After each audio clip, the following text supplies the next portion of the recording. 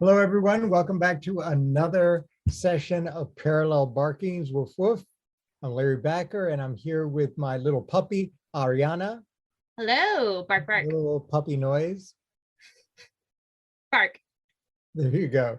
Today, I think we have something interesting for you all, and it's somewhat on the periphery. I tend to like looking at, well, most people tend to look at the center of things. I think that you learn a whole lot more by looking at the peripheries, the things on the sides, to get a much better sense of the way the world is working. And today we're going to do just that. We've got and the object, of course, is the Russian-Ukrainian war, which was precipitated, of course, by the Russian invasion of Ukraine and their effort either to continue to peel off various territories of Ukraine partition style, although it isn't the 16th and 17th century anymore, but Hey, Russia doesn't realize that apparently. clocks work differently in different parts of the world. But anyway, so we're going to be looking at the peripheries of the Ukraine-Russian war.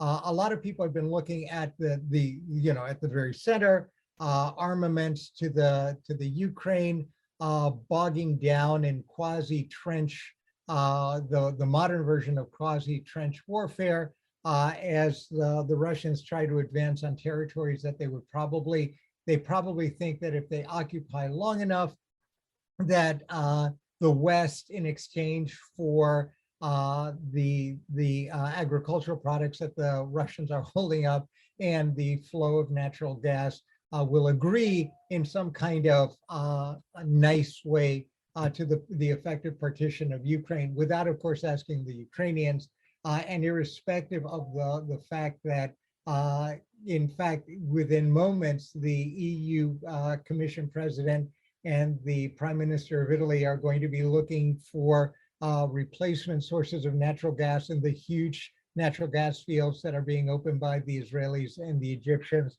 with the help and cooperation of the Saudis and the folks in the Gulf. Different podcast, but I thought I'd point to the center. That's not what we're looking at. Even more interesting is what is happening in the Balkans. Yes. And what is happening in, because everyone likes to forget about this, what's happening with Russia's biggest supporter in a high-risk project, given their own calculus, and that is what is happening in the Pacific with China. Yeah. And so two stories caught our eye, and those are the two stories I want to talk about today. The first was one that came out this morning, 20 June. It's a report out by Reuters with a Russian condemnation. Lithuania has effectively closed their borders to the transport of Russian goods to a territory that had been German until 1945, was part of what was transferred to the Soviet Union in return as a reward for their flipping sides, because as people forget, on September 1st, 1939, the Russians were allied with the Germans and had agreed secretly to the partition of Poland. I mean, the Russians are very good, as are the Germans, at partitioning their neighbors. They were allowed in 1945 to keep effectively the territories that they had acquired with the agreement of the Nazis. And in addition, because the Americans and the Allies at that point were just completely obsessed about obliterating Prussia from the face of the earth, they also got a sizable chunk, the chunk that didn't go to New Poland. They got a chunk of old Prussia, East Prussia, including the area, the capital of which was Königsberg, where Immanuel Kant, by the way, the famous German philosopher, used to live, now called, I think, Kaliningrad or Kaliningrad, I forget. But anyway, so it's this little sliver of territory, used to be German, not Polish, given to the Soviets and now Russia. It is surrounded by, I believe, Poland and Lithuania. There is a rail line that goes from Russia through Lithuania to this territory. And it has been customary for the Russians to use Lithuanian territory to transport goods and other material that they need in Kaliningrad, in that area for their well-being. The Lithuanians today announced, or I think it was yesterday, that they were going to cease allowing that transport. And the excuse they gave was, not the excuse, the reason they gave for this was that as a full-fledged member of the European Union, now note, not NATO, as a full-fledged member of the European Union, they were bound by the strictly by the European Union sanctions directives, and those sanctions directives required them to prevent the transport of certain goods and services offered by or through Russia through their territory. Of course, the effect of this is to put a significant pressure on Kaliningrad. The Russians reacted as one would expect the Russians to react with veiled threats to invade Lithuania, which would be very interesting. We're going to talk about that in a second, because of course, the minute they walk into Lithuanian, that is European Union territory, they're walking onto NATO territory. And then finally, Mr. Biden will have to put, as well as the Germans who lead this, and the French more reluctantly, they're all going to have to put up or shut up.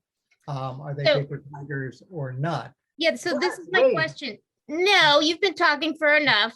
So is this, do you think, then, is this calculated action to maybe instigate NATO's involvement in case Russia decides to take that crazy next step?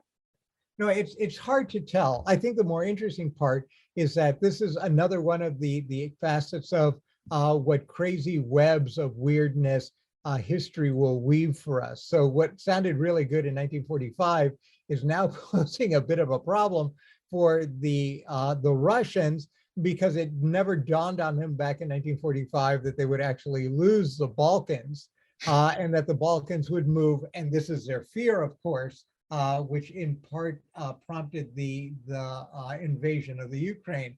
Right, the Soviet Union lost the Baltic states. The Baltic states did what they had been wanting to do for a while, and that is to return to Europe and away from the more East, or whatever it is, whatever the Russian psyche is at the moment, not psyche, but whatever the propaganda discourse of Russianness is. They moved back to Europe. And now the Ukrainians, who liberated themselves in 1991, are appearing to do the same thing. And of course, the Russians are flipping out about this. But one of the consequences was, of course, that Kaliningrad, which was contiguous at one point, is no longer. It's this detached little territory, sort of like East Prussia with Danzig, Poland, kind of Danzig, and then Poland separating. And this was a punishment of the German Empire after the First World War. It's a dangling territory, but that's what we've woven. And now the Russians have invaded Ukraine, and the Lithuanians, who have no love for the Russians, but who also have a sizable Russian minority population, which makes us a little iffy, have decided that they are going to make good, probably better than the Germans and the French. They're going to make good they're going to walk the walk that the EU has been talking about, and that is, hey, we've got all these sanctions. Now we're going to make good on them, and it's going to hurt. See what happens.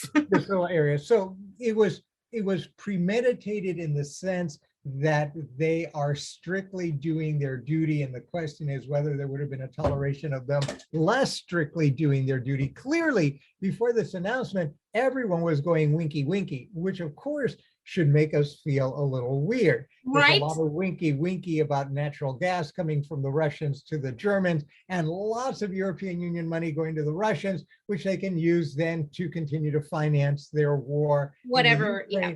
Even as portions of the European Union, the Germans quite reluctantly, the French in their own way that I can't imagine what it is, and then the Americans then bringing in goods the other way. So there's this weird kind of dual movement in terms of, the talk is great. This is one of the greatest. All right. So one of the things I used to love when I was young is to listen to fat old people who are now well beyond any need to do anything, talk, wax eloquent about all kinds of things that they could do, would do, or should do, none of which are in a position to do. Right. And so discourse was always easy. And we see with the Europeans and the Americans with the same kind of old person problem, which is our problem now because the Russians and the Chinese are betting that in fact we're just a bunch of now post-retirement old people who are really good at talking, really good at talking, not just men, don't be sexist, men and women and genderless people, whatever, but that we're really good at building this discursive stuff. But when it's time for the rubber to hit the road, we value our natural gas so that our homes remain nice and toasty, and we're too lazy to move quickly and decisively to make ourselves less vulnerable for all kinds of reasons, some of which involve money. Perhaps a lot of which involves money. The Lithuanians, of course, have a more, how shall we say, direct experience with the old regime, and they are far less equivocal. Oh, Lord, about all of this. But of course, what that means is that one of the smaller and more exposed members of NATO and of the EU may actually force the EU and NATO to walk the walk. That's what I'm saying. This is beautiful. I hope. Well, yeah, maybe. The Russians can afford a war at this point as much as the Americans and the Europeans would regret it. No, they can't. Oh, okay. But we live in crazy land, and rational calculations that would ordinarily be made appear to have been off the table since certainly the 22nd of February of this year. So it's hard to tell what'll happen. What is likely to happen, if you're not going to see Russian troops going into Lithuania, that would be although the Russians would not be above doing this. What is more likely, recall that we no longer live in a world in which warfare requires troops. There will be enhanced, I guess they call it irregular warfare or 5th or 6th generation methodologies. So the Russians will likely try to use their cyber financial abilities to cripple the Lithuanians, and likely the ties that I'm sure they don't have with Russian and non-Russian global criminal gangs and terrorist societies to make Lithuania's life more difficult. And of course, this will segue us to the other part, right? Lithuania is already at the vanguard of anti-Chinese activity within Europe, for which the Chinese have punished Lithuania by effectively freezing their ability to import or to export goods to China. And then the Lithuanians, of course, have kind of tried to do the same thing, but China, Lithuania, one's much larger than the other. And so the question then is, what will the Chinese do? And that brings us to the second thing that we're going to look at, again, the peripheries, this time in the Pacific. People have been buzzing a little bit, to the extent that people are buzzing. The Western press, other than Reuters, has tended to overlook both the Lithuanians. I mean, right, who cares? They're not fancy, and I wouldn't want to be an ambassador there. Says, people in leading newspapers who live on Park Avenue, whose names I won't mention, or in Washington or wherever it is that the glitterati in this country and in Europe live. And they tended to downplay this. They downplayed as well that NATO is inviting, because of what they perceive to be a now aligned threat directly from the Russians in their own brutal and 19th century way, but indirectly and in an unknown way from the Chinese through their connection with the Russians. They're viewing a second front. And the second front is, of course, the Chinese front. The trigger or the inflection point of that front will be Taiwan. And they've invited Japan, South Korea, Australia, and New Zealand. New Zealand is a big eyebrow raiser to not only NATO, but that the Japanese newspapers, this is from the Kyoto News, the Japanese newspapers are reporting that without the Americans and without the Germans, which is, again, eyebrow twitching, my eyebrows are just twitching all over about this, that Japan, South Korea, Australia, and New Zealand are likely to have a side meeting quote unquote, on the fringes of the NATO leaders gathering in Spain next week to talk about a united front against what they view as Chinese incursions. And that's important because the Chinese have actually been fairly successful, with one exception. The big trigger for the Australians was the agreement with the Solomon Islands, which cost thousands of American lives to recapture from the Japanese. Critical strategic spot, which now appears to be amenable at some great expense to the Chinese, amenable to seeing Chinese troops there, which is as someone once said, a dagger in the heart of the Western alliance in the Pacific. The Russians and the Chinese have stepped up their military exercises. They would say on the fringes of Japanese territory. The Japanese would beg to differ. They would say, nope, this is our territory. Well, and there's a lot of disputes here of what territory is, but this is also notable. So as people focus on the up close and personal stories and the horrible tragedy at the front where people are losing their lives, a lot of people are losing their lives very quickly right at the front. We also have to look both at I guess it would be a northern front, which would be the Balkans. The Russians had already threatened the Finns, but that would be a very spiny fish to swallow, and it would probably choke the Russians to death. The Lithuanians are an easier target, they think, to bully.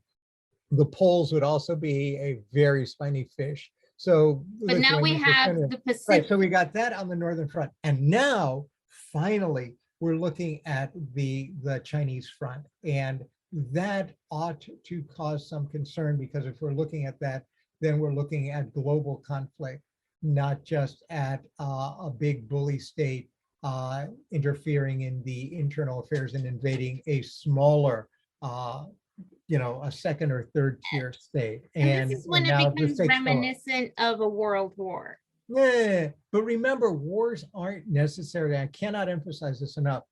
It's not the same. I realize it's not the same. Wars are fought, for example, by bringing down an economic system. Yes. Wars are fought by bringing industry to a standstill. We've already talked about that. Wars are fought by cyber. The fronts are the same. Wars are fought by food. The Russians have been very good. Yes, and we've talked about this before. Right, at blocking Ukrainian ports. So yeah, there's going to be the conflict will extend globally in a much more open way. And there it is. Of course, war is going to be fought differently. That doesn't mean it's not war. Agreed. But we don't call it war because it's funny. We still live in a kind of dark age thing when it comes to the magical quality of words. You can have as big and as ferocious a fight as you want, and that's okay. It doesn't scare people unless you call it, unless you call it what it is. War. Right. And the minute you do that, everyone flips out. And so we're living in this world in which our vocabulary for conflict is changing constantly, because we can't use the magical terms, because to use the magical terms would then invoke treaty obligations, would invoke particular reactions from social and economic organs, would then corner people and states in ways that would make it impossible for them to be flexible.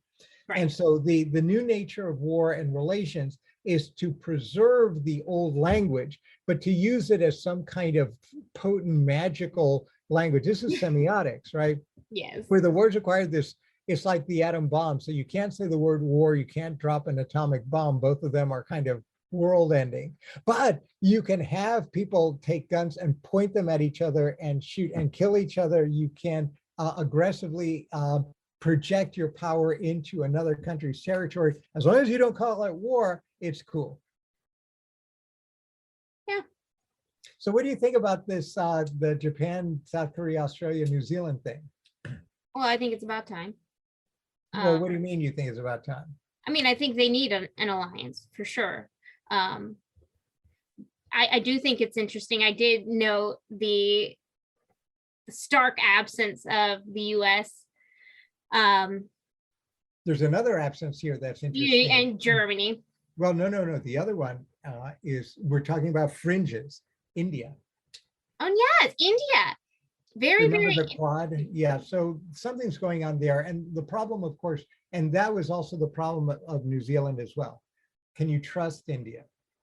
The reason for that is not because the Indians aren't trustworthy. The problem with India is that when it was a new republic, it made a choice. And for a long time, the Americans had a strictly strategic, but not necessarily completely friendly alliance with the Pakistanis. The Indians cultivated a very intimate relationship with the Soviet Union and then to some extent Russia. And so India finds itself horribly conflicted right now. It's Right. traditionally it would look north. Now the ties, given its own migration patterns and its own economic patterns, the pull is towards the west, but they are really conflicted. And for the West, the question is, we love you and we think that there's a future for us, but can we really trust you right now to be reliable? And they're working through that. New Zealand is in the same boat. It was a fairly open secret that New Zealand tended to be more accommodating to the Chinese than most, because they were sort of in the same position that the Germans were in with the Russians. They had so intimately interlinked their economies that became difficult for New Zealand elites to think about annoying one of their critical powers. New Zealand also had a somewhat interesting elite tradition of, I'd say urinating on, but that's naughty, on being of developing a critical stance with respect to its traditional partners in the West. They were at the forefront of being as woke as states tend to get. And so it was kind of fun to go through this process of self-rectification.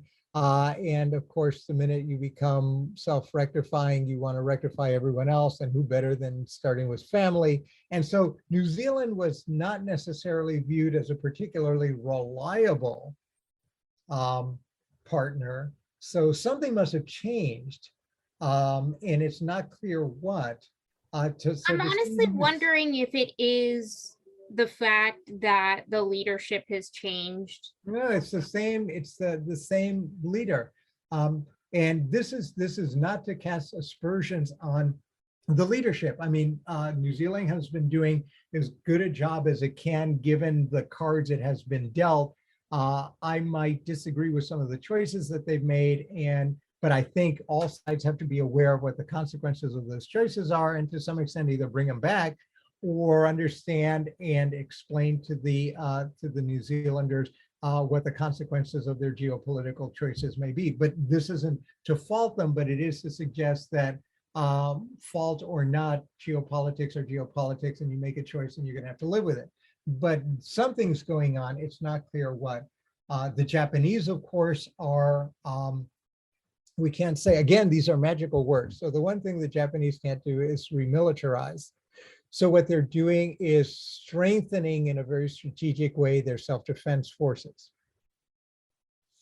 And of course, self-defense requires defense of their islands, which extend from the tippy south to the frigid north. And to do that, you need boats, and modern boats tend to be, boaty. And you need people on these boats, and, so there it is. The possible, Japan and South Korea will always have a kind of interesting relationship, I guess, in the way that the United States and Mexico will have a kind of interesting relation forever, given their history, but they seem to be warming a little bit with the change in the government in South Korea. So this may be the moment to move this forward. It depends on how astute the rest of NATO is. But NATO has its own problems, right? We have our friends in Turkey who use the opportunity of Finnish and Swedish membership to bargain as if they were still in the spice markets. They may or may not get what they want with respect to the Kurds. And so all kinds of things are going on in the periphery, and that's what makes this interesting, right? So you got Russia and Ukraine, but it's no longer really about Russia and Ukraine. It's about Turkey. It's about Lithuania. It's about Kaliningrad. It's about China. It's about Japan, South Korea, Australia, and New Zealand, and all of this sitting in NATO. Yeah, I mean, it's because of what you were saying before, because of the economic impacts, because of the security impacts, because of the sanctions that have been put on, and the pressure. And I think that is actually emboldened China to move a little bit more aggressive. Well, emboldened may be the wrong term. The Chinese have their own strategic interests, and I think those interests require respect, given their own history. It doesn't mean acquiescence, but it means that one has to respect the Chinese. Are you saying that I wasn't being respectful? No, but the West, like the China, I mean, every nation tends to use terms that that legitimates their own interests and necessarily delegitimates the interests of their opponents, competitors, and the like. We just have to be very careful. At the end of the day, of course, and this is no shock, we're both citizens of the United States. We are American patriots, and of course, we tend to value the interests of the US, however much we may disagree with the current holders of political office and the officials who happen to populate its administrative apparatus, including NATO. But putting that aside, it's important to realize that there will be people like that all over the place. And one has to, there'll be lots of people with bad will, but some people with goodwill with their own geopolitical interests that one has to deal with, either by opposition, by confrontation, by negotiation, and where it doesn't subvert our own principles, by accommodation to the extent as possible. With the Chinese, because it's always been viewed as marginal and now subsumed within this larger conflict, it's never been clear to me that we have gotten our heads straight on how it is that one is going to have to manage our relationship and vindicate our own interests in light of that of the Chinese. But now the Chinese have placed themselves in a position that both weakens and strengthens them by having made the choice, and the consequences of which they are going to have to live with, of supporting the Russians. And more deeply, now that the conflict has been moving more and more decisively to the fringes, they are likely to move from the forgotten part of the Russian-Ukraine war probably closer to its center. I mean, yeah, I do think that at least I think China is taking this opportunity to strengthen ties with Russia and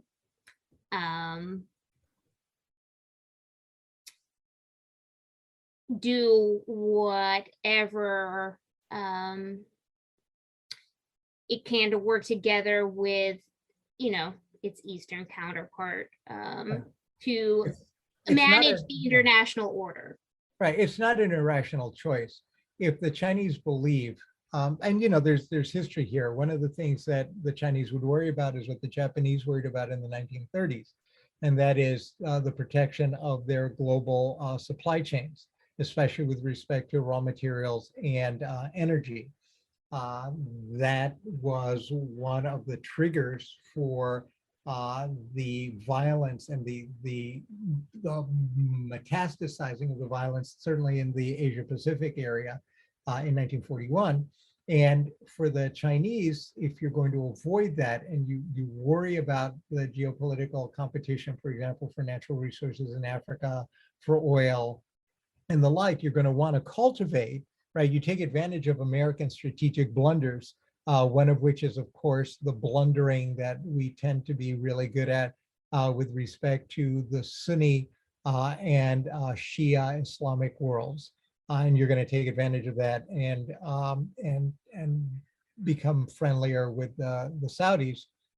Right. But the other thing you're going to want to do is to protect other kinds, especially natural resource chains, natural gas, minerals, and Russia is rich in them. If the West is going to cut Russia off from their chains, then it makes perfect sense for the Chinese to cultivate Russia, even at the cost of opprobrium, because they are supporting a war which actually goes against the core of their own foreign policy, non-interference, territorial integrity. Well, right. They have to make sure, I mean, they both have to cooperate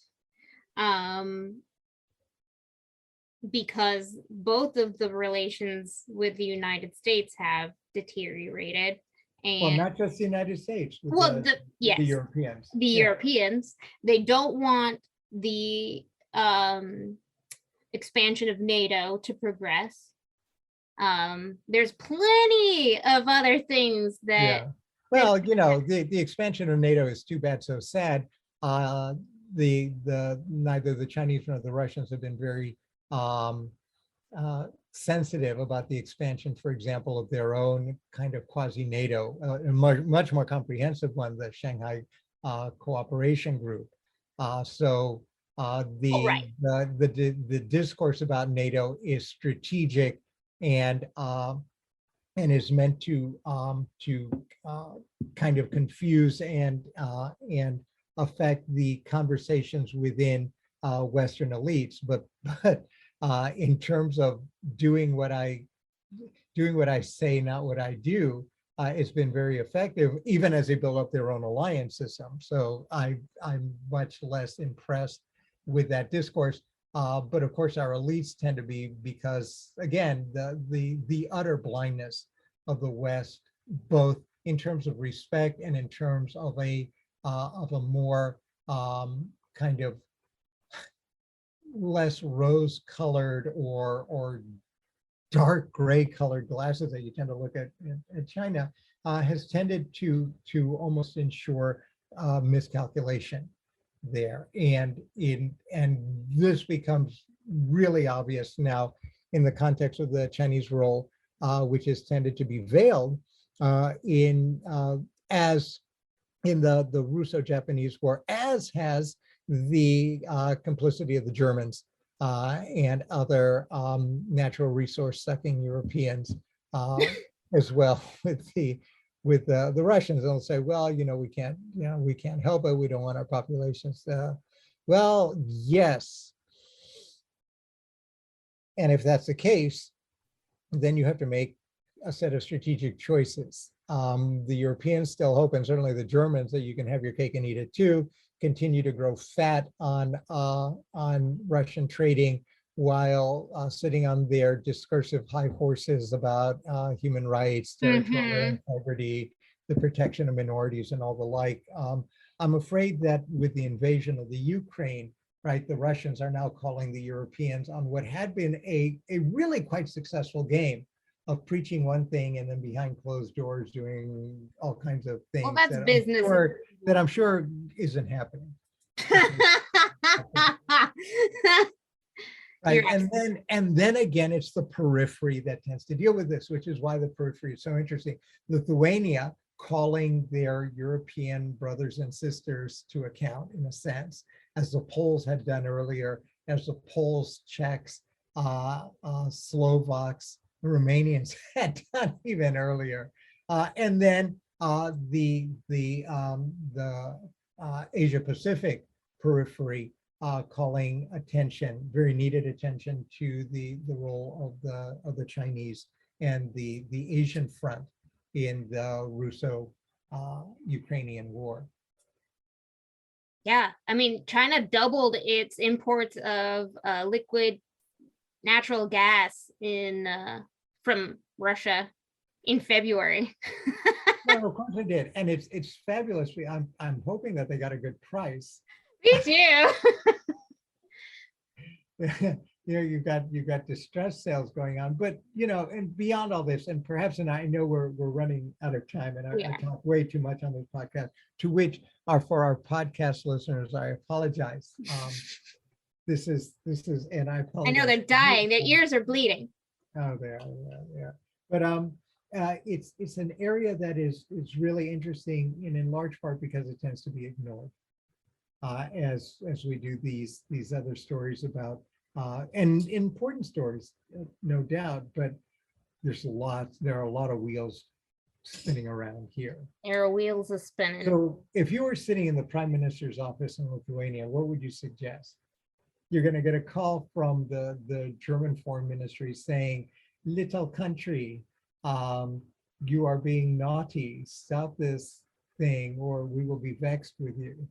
I'd be like, they're your sanctions. Just be ready to hit the go button. Yeah, you might do that. You might call the Americans as well. Well, right. They'd be on the other line. They'd just be listening. And the sad thing is, would they be doing anything? Because it's not clear. Probably not. Under either the prior administration or not until after bombs had hit the ground. By that point, it's too late, and you and I would be thinking seriously about moving to Costa Rica and waiting this thing well, out. Thoughts have already been swirling. But let's see what happens. So hopefully in the next week or so, we'll have a podcast about the NATO gathering in Spain. That should be interesting. But again, my fear is going to be long on rhetoric, long on discourse, and very short on anything that would be of significant interest to either the Chinese or the Russians, but of great interest to the press organs in the West and their academics and policy people who apparently believe that life starts and ends with discourse. Yes. Well, we shall see, won't we? Woof, woof. Bark, bark. Thanks, everybody, for sticking with us for another episode, and we'll see you next time. And woof, woof from the Peripheries. We'll be there again next time. All right. Bye, folks. Bye.